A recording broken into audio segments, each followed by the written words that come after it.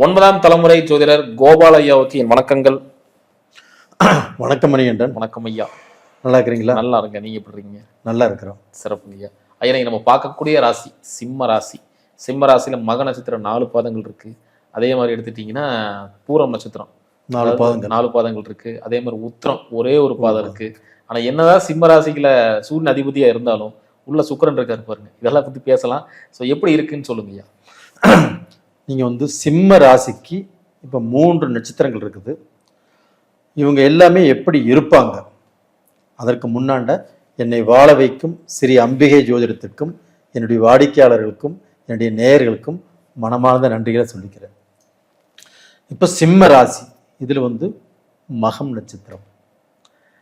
இந்த மகம் நட்சத்திரத்துல பிறக்கிறதுக்கே ஒரு யோகம் வேணும். மகம் நட்சத்திரத்தில் பிறந்தால் ஜகத்தை ஆளலாம் அப்படிங்கிற ஒரு பழமொழியே இருக்குது. அப்போ அந்த மகம் நட்சத்திரம் அப்படிங்கிறது யோகமானது.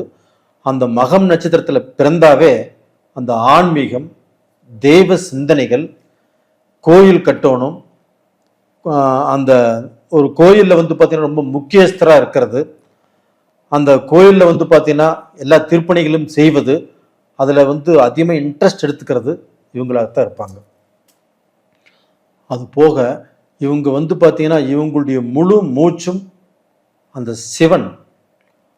சிவன் மேல பற்று உள்ளவங்களா இருப்பாங்க. அப்போ பார்த்தீங்கன்னா அந்த தெய்வத்துடைய அனுகிரகம் இவங்களுக்கு நிறைஞ்சிருக்கும். ரெண்டாவது பார்த்தீங்கன்னா இவங்களுடைய வாழ்க்கையில ஏதாவது ஒன்று சாதிக்கணும் அப்படின்னா அந்த பிடிவாத குணமும் இவங்ககிட்ட ஜாஸ்தியா இருக்கும்.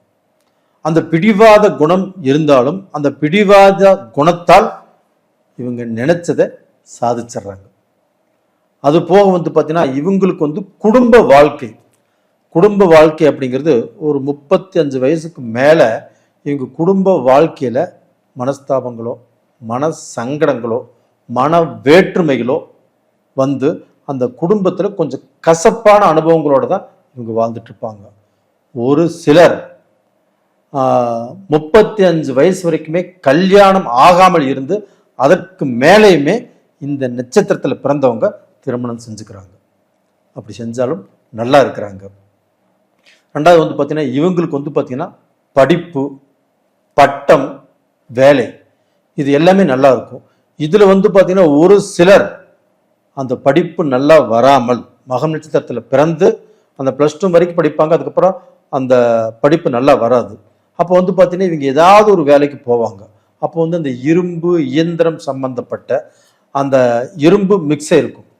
அது மாதிரியான வேலைக்கு பார்த்தீங்கன்னா அதிகமான பேர் இரும்பு பெரிய ஃபேக்டரியா கூட இருக்கலாம். அது சம்பந்தப்பட்ட வேலைக்கு ஒரு சிலர் போயிடுறாங்க. இப்படித்தான் மகம் நட்சத்திரக்காரங்க வாழ்ந்துட்டு இருக்கிறாங்க. சிறப்பு. அடுத்து பூர நட்சத்திரம்.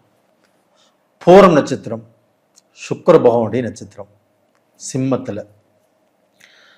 இந்த பூரம் நட்சத்திரத்துல பிறந்தவங்களாப்பட்டது அதிர்ஷ்டசாலிகள். ஏன் அதிர்ஷ்டசாலிகள் அப்படின்னா அவங்க வாழக்கூடிய வாழ்க்கையாகப்பட்டது லக்ஸரியான வாழ்க்கை. அதாவது பார்த்தீங்கன்னா பெரிய பங்களா, பெரிய காரு, பெரிய வசதியான வாழ்க்கை.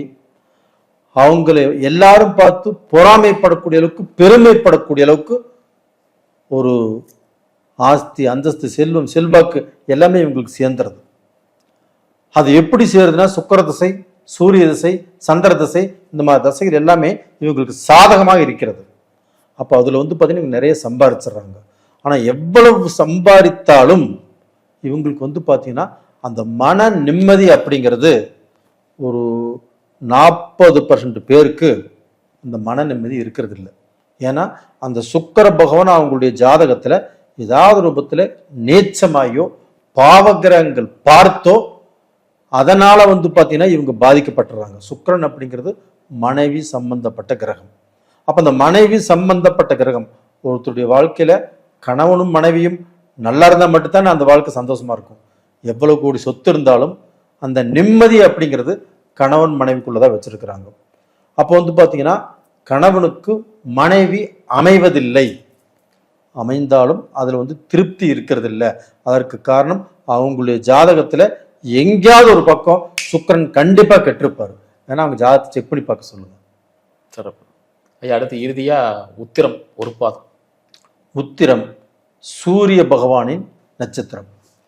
அப்போ வந்து பார்த்தீங்கன்னா அந்த உத்திர நட்சத்திரம் அப்படிங்கிறது சூரிய பகவான் நவகிரகங்களின் அரசன். அப்போ அந்த உத்திரம் நட்சத்திரத்தில் பிறந்தவங்களாப்பட்டது எப்பவுமே தான் முதல் இடத்துல வரணும், தான் நம்பர் 1 இருக்கணும், தான் ஒரு தலைவராக இருக்கணும், எப்பவுமே தன்னை சுற்றி 10 பேர் இருக்கணும், அந்த 10 பேரும் நம்ம சொல்றதை கேட்கணும், நம்மளை புகழணும் அப்படிங்கிற எண்ணங்கள் இவங்களுக்கு ஜாஸ்தியாக இருக்கும். அது போக இவங்களும் அந்த அரச தோரணை, அந்த ராஜ தோரணை, அந்த மாதிரியான அமைப்பு, அந்த மாதிரியான எண்ணங்கள் இவங்களுக்கு வலுவாக இருக்கும். அப்போ வந்து பார்த்தீங்கன்னா எதையுமே சாதிக்கணும், சம்பாதிக்கணும், உருவாக்கணும், நம்ம யாருக்கும் கீழ்ப்படிந்து போகக்கூடாது அப்படிங்கிற அந்த அமைப்பு இவங்களுக்கு ஏற்கனவே இவங்க ரத்தத்திலே ஊறி இருக்கும். அதன் பிரகாரமே எல்லாமே இவங்களுக்கு நல்லபடியாகவே நடக்கும். ஆனால் அதே சமயத்தில் இவங்க எவ்வளவு செல்வந்தராக செல்வாக்காக எவ்வளவு உயர்ந்த ஸ்தானத்துக்கு வந்தாலும் ஒரு சிலரால இவங்க பாதிக்கப்பட்டுறாங்க. அந்த ஒரு சிலர் யார் அப்படின்னா இவங்க கூட இருக்கிறவங்க தான். அப்போ வந்து பார்த்தீங்கன்னா இவங்க நம்ப கூடாதவர்களை இவங்க நம்பினாலும் தப்பு, நம்ப வேண்டியவர்களை நம்பாம விட்டாலும் தப்பு. அப்போ வந்து பார்த்தீங்கன்னா இவங்க நம்ப கூடாதவர்களை நம்பிடுறாங்க. அப்போ வந்து பார்த்தீங்கன்னா இவங்க கூட இருக்கிறவங்களே, இவங்களுக்கு ஆலோசனை சொல்றவங்களே, இல்லை வந்து பார்த்தீங்கன்னா இவங்களுக்கு திக் ஃப்ரெண்ட்ஸாக இருக்கிறவங்களே, இல்லை வந்து பார்த்தீங்கன்னா ஒரு பெரிய பிஸ்னஸ் பண்ணுறாங்க, அதில் வந்து ஏதோ செக்ரட்டரியாக இருப்பாங்க, இவங்களுக்கு வந்து ஒரு மேனேஜராக இருப்பாங்க, அவங்கனாலையும் இவங்க பாதிக்கப்பட்டுறாங்க. அப்போ அந்த இடத்துல மட்டும் இவங்க கொஞ்சம் ஜாக்கிரதையாக இருந்துட்டாங்கன்னா இவங்க வாழ்க்கையை சக்ஸஸ் பண்ணிடலாம். சிறப்புங்க. உங்களுக்கு பொருளாதாரம் எப்படிங்க அமையும்? பொருளாதாரம் அப்படிங்கிறது நல்லபடியாக அமைவதற்கு வாய்ப்பு இருக்கிறது. அப்போ வந்து பார்த்தீங்கன்னா இந்த மொத்தத்தில் அந்த சூரியனுடைய ஆதிக்கம், அந்த சூரியன் அப்படிங்கிறது சூரியனுடைய வெளிச்சம் தான் மற்ற எல்லா கிரகங்களுக்கும், உலகத்துக்கே. அப்போ வந்து பார்த்தீங்கன்னா அந்த சூரியன் அப்படிங்கிறது தான் எல்லாத்துக்கும் ராஜா. அப்போ வந்து அவங்க ராஜாவாக இருக்கணும் ஆசைப்படுவாங்க. ஆனால் வந்து பார்த்தீங்கன்னா அதில் ஒரு சிலர் நல்லா இருக்கிறாங்க, ஒரு சிலர் ஆகப்பட்டது வாழ்க்கையில் கஷ்டம், வறுமை, தனக்கு மனைவி கரெக்டாக அமைவதில்லை, இது மாதிரி மக்களாலையும் திருப்தி இல்லை, இது மாதிரி வாழ்க்கை வாழ்கிறாங்க. இது போக வந்து பார்த்தீங்கன்னா சிம்மராசியில் பிறந்தவங்களுக்கே தனக்கு வாழ்க்கை அப்படிங்கிறது அந்த மனைவியால், அந்த மனைவி இவங்களுக்கு கட்டுப்பட்டவங்களாக இருக்கணுங்கிறத இவங்களுடைய எண்ணங்கள். அப்போ வந்து இவங்க வந்தோடனே தண்ணி மொந்து கொடுக்கணும், இவங்க துண்டு எடுத்து கொடுக்கணும், இவங்களுக்கு வந்து பார்த்தீங்கன்னா அடங்கி இருக்கணும் அப்படிங்கிறத இவங்களுடைய எண்ணங்கள்.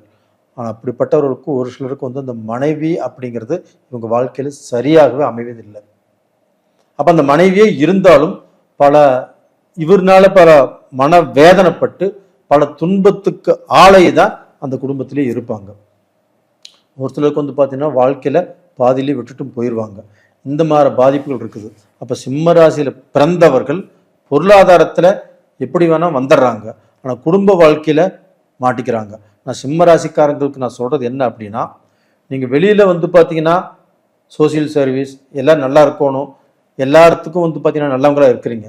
அதே மாதிரி உங்கள் குடும்பத்திலையும் உங்களுடைய பார்ட்னர், உங்களுடைய லைஃப் பார்ட்னர், உங்களுடைய மனைவிக்கும் நல்லவங்களாக இருங்க, அவங்கள அதிகாரம் பண்ணாதீங்க அப்படிங்கிறத நான் ரொம்பவுமே தாழ்மையோடு கேட்டுக்கிறேன். சிறப்புங்க. ஆரோக்கியம் சார்ந்த விஷயங்கள் எப்படிங்க பார்க்குறீங்க? இவங்களுக்கு வந்து பார்த்தீங்கன்னா அந்த ரத்தம் சம்பந்தப்பட்டது, நுரையீரல் சம்பந்தப்பட்டது, இவங்களுக்கு வந்து பார்த்தீங்கன்னா கண்டிப்பாக அந்த ப்ரெஷர் அப்படிங்கிறது இருக்கும். ஏன்னா வந்து பார்த்தீங்கன்னா எதுக்கு எடுத்தாலும் டென்ஷன், ஒரு காரியம் ஆகலினாலும் பயங்கரமான டென்ஷன், ஒரு படபடப்பு இவங்களுக்கு எப்பவுமே ஜாஸ்தியாக இருக்கும். அப்போ வந்து பார்த்தீங்கன்னா கண்டிப்பாக ஒரு 40 வயசுக்கு மேலே இவங்க வந்து ஏதோ ஒரு ரூபத்தில் வைத்தியம் பார்த்துட்டே இருப்பாங்க. ஆனால் பெரிய பாதிப்புகள் இவங்களுக்கு வராது. அதே சமயத்தில் வந்து பார்த்தீங்கன்னா இவங்க ஜாதகத்தில் இவங்களுக்கு நடக்கக்கூடிய தசாபுத்திகள் எப்படி இருக்குது அப்படின்னு கொஞ்சம் பார்த்துக்க சொல்லுங்கள், நல்லாயிருக்கும். சிறப்புங்க. இப்போ வழிபட வேண்டிய வழிபாடு இருக்குதுன்னு சொல்லுங்க.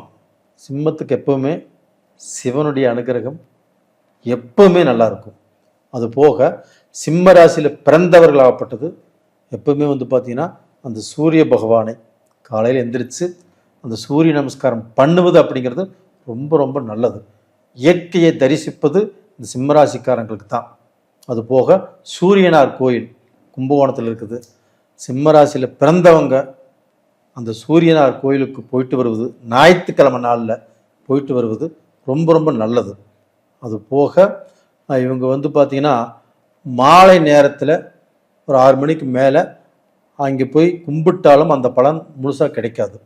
இவங்களுக்கு வந்து காலையிலிருந்து அந்த சாயந்தரம் ஒரு 4 மணி 5 மணி வரைக்கும் கும்பிட்டா ரொம்ப நல்ல விஷயம். அந்த வெளிச்சம் இருக்கும்போது கும்பிடணும். அது போக வந்து பார்த்தீங்கன்னா இவங்க ஜென்ம நட்சத்திரம் வரக்கூடிய நாளில் அந்த தெய்வத்தை போய் தரிசனம் பண்ணும்போது இவங்களுக்கு வந்து பார்த்தீங்கன்னா எல்லா பாக்கியங்களும் இவங்களுக்கு கிடைக்கும். சிறப்புங்க. ரொம்ப அற்புதமாக சொன்னீங்க. மீண்டும் அடுத்த காலில் சந்திக்கலாம். ரொம்ப நன்றிங்க மணிகண்டன். நன்றிங்க.